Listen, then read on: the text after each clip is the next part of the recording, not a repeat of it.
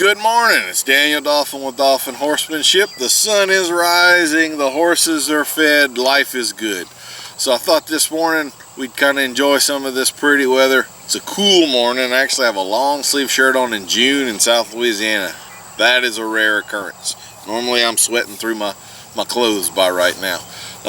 But we're going to do another Pasture Pontifications. Today we're going to talk about sort of an addendum to having the timing that we did in the last Just the Tip Tuesday. We're going to talk about having a plan and how to make that timing work for you. We're going to talk about developing trust between you and your horse. We're going to talk about shoes versus barefoot. I do want an open invitation to y'all that you ask questions. That gives me ideas for videos, and it gives me an idea for a video that I know someone actually wants to see. Some of these things I'm kind of shooting into the dark, and in fact a couple of my most popular videos were ones that I thought that 4 people would be interested in. So it can be difficult to gauge the ether out there. So your questions definitely help me, and hopefully the answers help you. I did want to start out with a couple of the perennial questions that I'm not going to answer. I get asked this stuff a lot, and I'll explain it briefly to you why I'm not going to answer these questions. The first would be on the type of gear that I use, like particularly with the bits. People ask me what company do I recommend. You know, that I do this for a living. That gets into sponsorship and endorsement type territory. I'm not really interested in dipping my toe in that pond just yet. I'll tell you, there are a lot of good companies out there that make bits. Most all of them have bits that are of sufficient quality to be functional. There's really just 2 or 3 companies that are sort of red flagged in my mind, and I'm certainly not gonna mention them in public, right? That gets into liability and slander, libel, and that whatever. But by and large, if you're buying a bit for $5, it's probably a bad idea. If you're spending 50, 60, 70 bucks, even on a production bit, it's probably going to be made in China. So depending on how you feel about that. But as long as it does fit the criteria, the things I'm looking for, Sweet Iron copper inlay has a cheek design that is applicable to the stage of training that your horse is in. It has a mouthpiece that's applicable to the pressure points that you should be using to accomplish A, B, and C.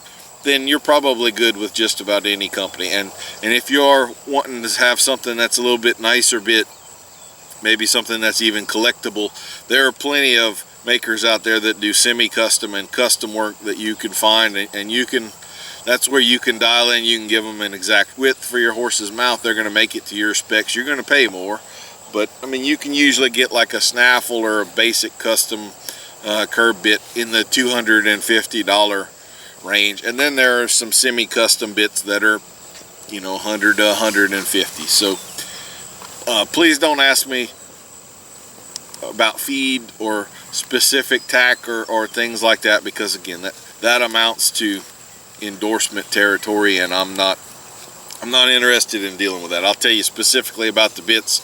We've just completed this more than a bit of information DVD, and I was actually approached by 2 different companies for, well, yeah. Whoa. Good morning, folks. I was approached by 2 different companies about a business relationship there, and it was very important to me that DVD have a lot of integrity and truth associated with it, and not have any shadow of bias that could be attributed to it. So I don't want to get into that territory at this stage of the game. All right, the other thing I don't want to answer questions about is other clinicians or other horsemen and women. I know I kind of mockingly make fun of some of them at times, but I don't ever name them. I'm not going to name them.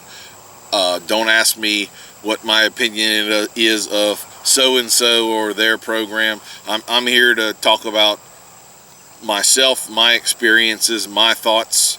I'm not here to talk about other people's experiences or thoughts. I can't do that, right? I haven't lived a life in their shoes. So they have their take I have my take. I really kind of view all of us as different flavors of ice cream. Some people like mint chocolate chip. Some people like Rocky Road. If you like mint chocolate chip, that guy right over there is mint chocolate chip. I'm Rocky Road. Some people are going to like it. Some people aren't. But I'm not going to speak down about another clinician or some stupid exercise that they have or this, that, and the other. Just not going to do it. Or other YouTuber. Same deal. It's kind of up to you to decide and to decide who knows what they're talking about and who doesn't. And there's plenty of examples of both of those out there for you. Okay, on the timing video, there was a question that was raised in the comments that it was a very good question, and it kind of brought up, you know, I'm trying to focus on specific things, but sometimes they're related to other things. And it was about how to know how to discipline a horse, and if you don't know what you're going to do, how can you have good timing for it? And that's absolutely true. You need to have a plan in mind for pretty much every scenario that can go down, especially the good scenario, the one you're actually trying to accomplish. So if I am I think I used Scarlet and halter break and a foal in that video. If I'm picking up on the rope and I want to see a step with the left front foot coming to 10 o'clock, then I need to be focusing on left front foot. And as soon as I see weight shift off of that foot so that foot can take a step, that's when I need to be releasing. But if I don't have in my mind before I ask specifically what I'm looking for here, what's the win, then there's no way that I can have good timing, and there's no way that I'm going to be successful in training my horse. The same goes for discipline, which is what this lady was asking about. Or I say lady, I don't remember if it was a man or a woman or one of those names that's business-like and doesn't really refer to a person. I just remember the question. So you should have a plan. If you don't have a plan and you find yourself in a situation where you just don't know what to do, you're best doing nothing for now. When you get off of that horse, now you've got something you need to go figure out. And so that's where you ask a question of someone more experienced, or you do a little research or whatever.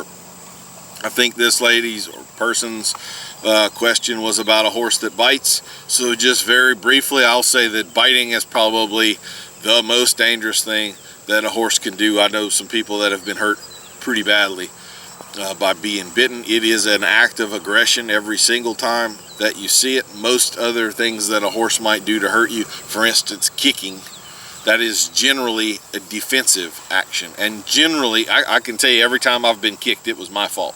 Biting is not really that way. And so I'm going to punish biting the most severely of anything, which means I'm going to try to clock that horse right on the nose as soon as possible. And I've been in that situation enough. I mean, you can hear, even if they're behind you, you can hear the mouth move in a certain way and know that that's what's coming, and you react. But if you don't have that plan, you don't know how you're going to react in the first place, there's no way you're going to react effectively. So have a plan. I'll use an example here. I like to play Sudoku on my phone. That's sort of my little, I figure if like people are playing games all the time that don't really, at least Sudoku kind of challenges you. It's a puzzle, and get a little logical exercise there and so forth. When you first start that puzzle, it's not obvious what answer goes in this block. And when you're a novice horse person, it's kind of the same way. You don't have enough information yet to know what fits here. But as you're working through that puzzle, you start to get down toward the end of it, it becomes very obvious what piece fits here. And that's what journey you're on. That's what learning is. Hopefully you've got some experienced people around you that have more answers than questions, but in the beginning you're definitely going to have more questions than answers. It just is the process, and it's part of what makes it fun, but it's also what makes it frustrating. So, sorry. All right. The next question was about earning your horse's trust. So this is definitely a 50,000 foot view sort of an answer. And I think it'll be a little different than what you might be expecting. So the first thing I'm going to say is that trust is earned, and it takes time. And it probably shouldn't even be one of those things that's on your mind for a good while as you're working a horse. You have bigger fish to fry, as they say. And the way that you're going to actually earn trust is by being trustworthy. You're having good timing with your horse. You're not getting emotional so that you're not getting frustrated and kicking up dirt and getting mad. And your horse can view you as a good leader and someone who is consistent and practical, and you don't surprise them. You know, they can kind of see you coming, and they know what to expect with you.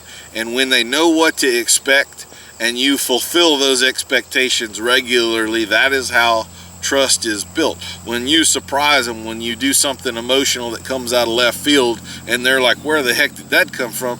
That's how trust is broken. I'm also going to say here that trust is, again, I'm a logical, analytical type of a person. I don't have a hard time separating my emotions from goals and tasks. Trust does not require like. Okay, a horse does not have to like you to trust you. Just because a horse does like you doesn't mean that they trust you. They're totally separate things. And so the way that I'm going to explain this to you, I unfortunately have got a friend that's going through a very, very trying time in their life right now. They've had some complications of some medications that they've been on that has caused their mind to go to a very dark and painful place. If you're ever to go to a dark and painful place like that, and you need to start relying on your friends and your family and those people that care about you, the people that you are going to naturally lean on are going to be the people that won't bullshit you. It's going to become exceedingly important that they're not just telling you what you want to hear, but they're going to give you hard truths that may well be painful, but they're necessary. And if you're not going to get that from this person, then they're actually useless to you when it really matters. If they are taking all your feelings into account and they're going to tell you things just to not hurt your feelings, that person is useless to you when it really matters. And that's the way that I view a relationship with horses too. If that horse is going to trust me, then I have to be consistent even when it's not fun. I have to be consistent when it's hard, when it's frustrating. But when we get to the other side of those frustrating things, when we successfully accomplish challenging things, then the trust is built. It's solidified, and it becomes very hard to break. It hardens up and toughens. And that is really how you build trust. It's by holding your horse's feet to the fire and helping them through things, but not by coddling them. I can tell you that there's tons of times when I'll get spoiled horses in, and these people have spent the last 2 years raising this colt in their backyard. The whole family's been out there hanging on him, and they're feeding him treats, and he's like a dog. He's in your space. And they'll come back in 30 days, and I've been having to be pretty rough on this sucker. The whole month has been about discipline and teaching them some boundaries and all of that stuff. So there's no like there. I've been hard on this animal. But when those people come here and they get in the round pen with me, that animal's focused on me. That animal's following me around. It's not paying these other people any attention whatsoever.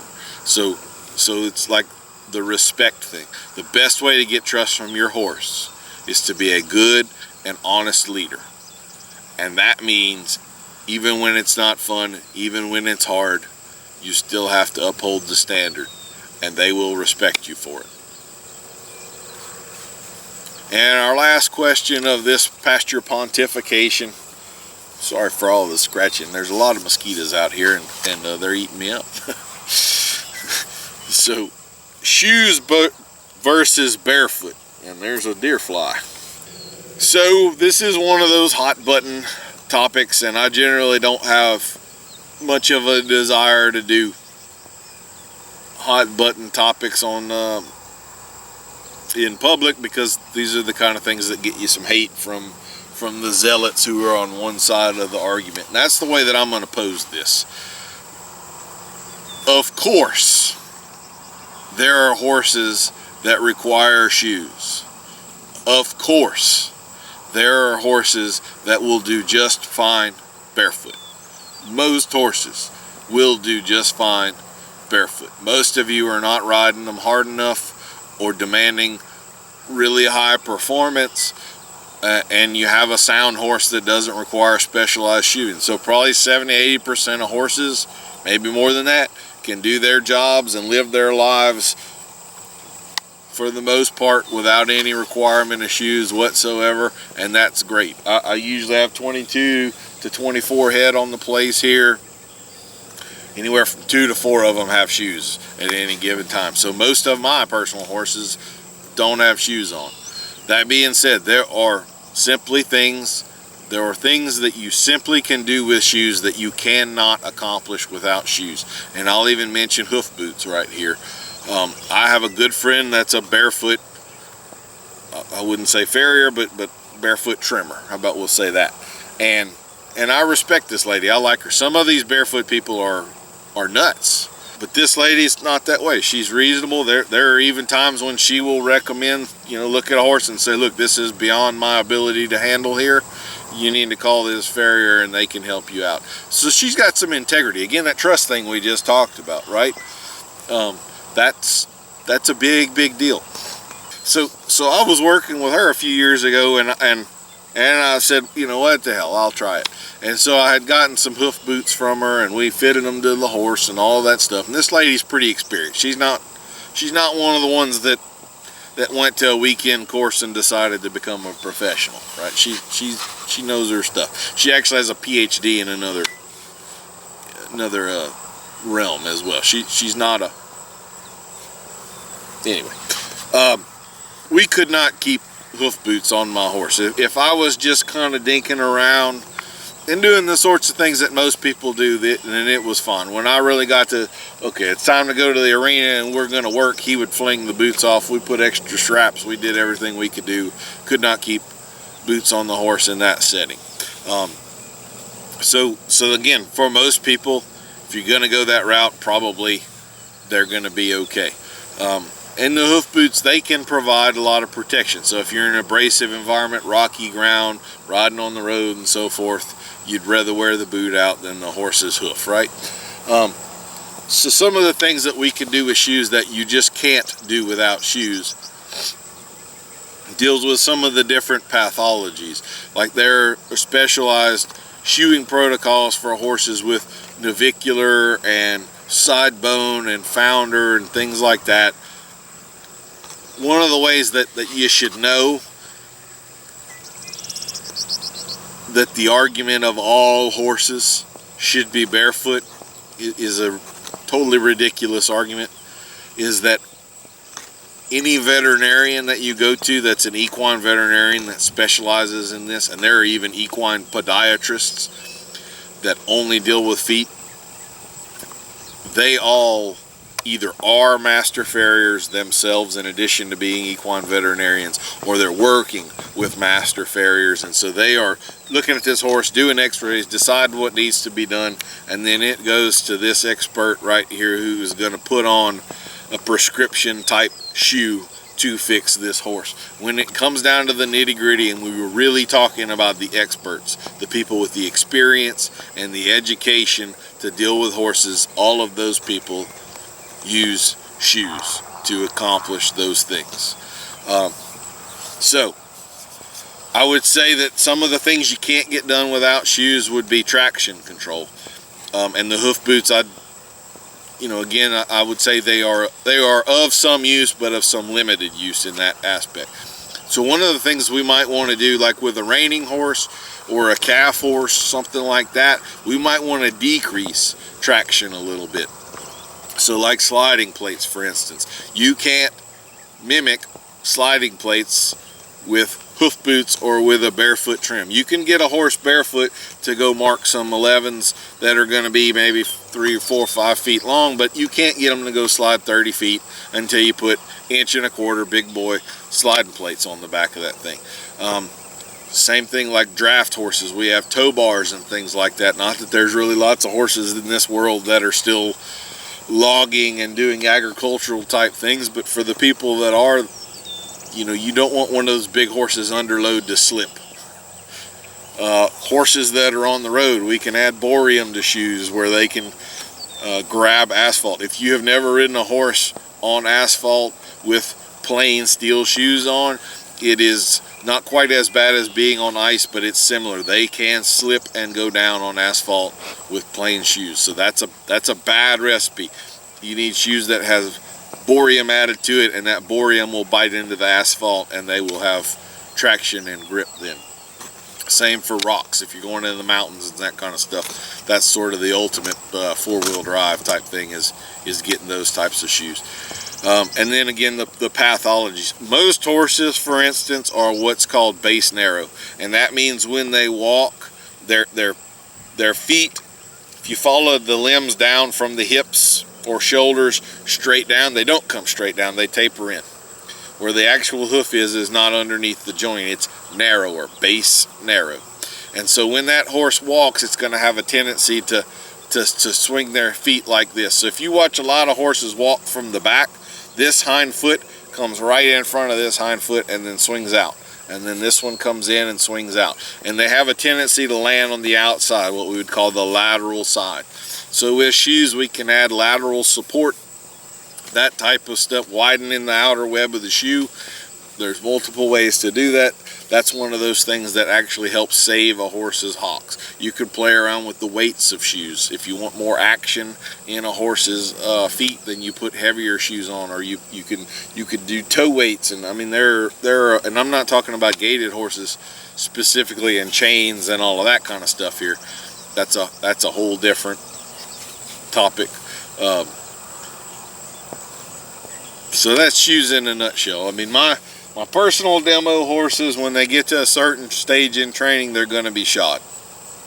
That's just how I need it. It allows me more consistency.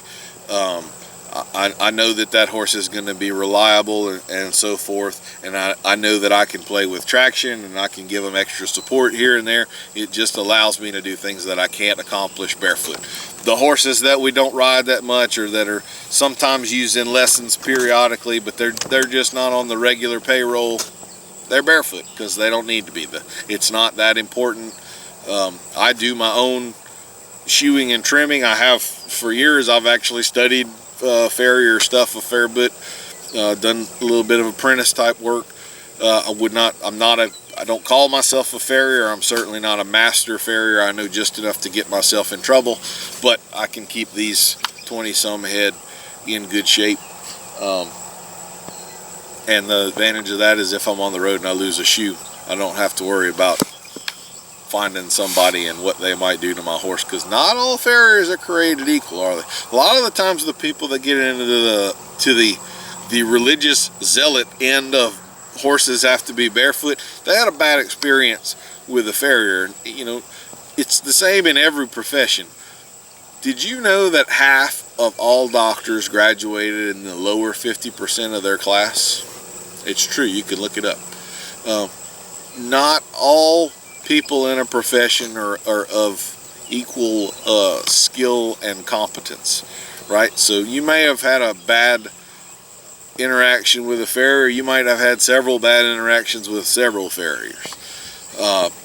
But there are definitely some farriers out there that are absolute masters of their craft, and they can have a dramatic effect on how well a horse rides and soundness and things like that. Like, I'll say the difference between a premium shoeing or trimming job and a pretty good shoeing or trimming job is probably like 0.5 millimeter to 1 millimeter. It's the difference between being dead on and pretty darn close. And the difference between a pretty good shoeing job, a competent, good enough shoeing job, and a bad shoeing job is, again, probably like 1 to 2 millimeters. You do not have to be off much to really wreck some stuff. So maybe another question I'm going to get is, hey Daniel, should I do my own trimming and stuff? Probably not, unless you're really willing to spend some significant time and dedication. If I had 3 horses, no way in the world would I be doing this. I've got 20 some, and so the bill for that would be pretty darn significant. And again, I like to learn more things. I want a little more control over things than sometimes you can get otherwise. I too have had some problems with a few horseshoers, and I can't have a horse down the road and I'm at an expo and he throws a front shoe, and now I've got a real problem on my hands. So I just learned to do that myself. I've made plenty of mistakes, so there's a cost associated with doing that yourself too. But anyway, all right, Daniel Dauphin with Dauphin Horsemanship. Thank you much. Hope that helps. Please like and subscribe and check out our website.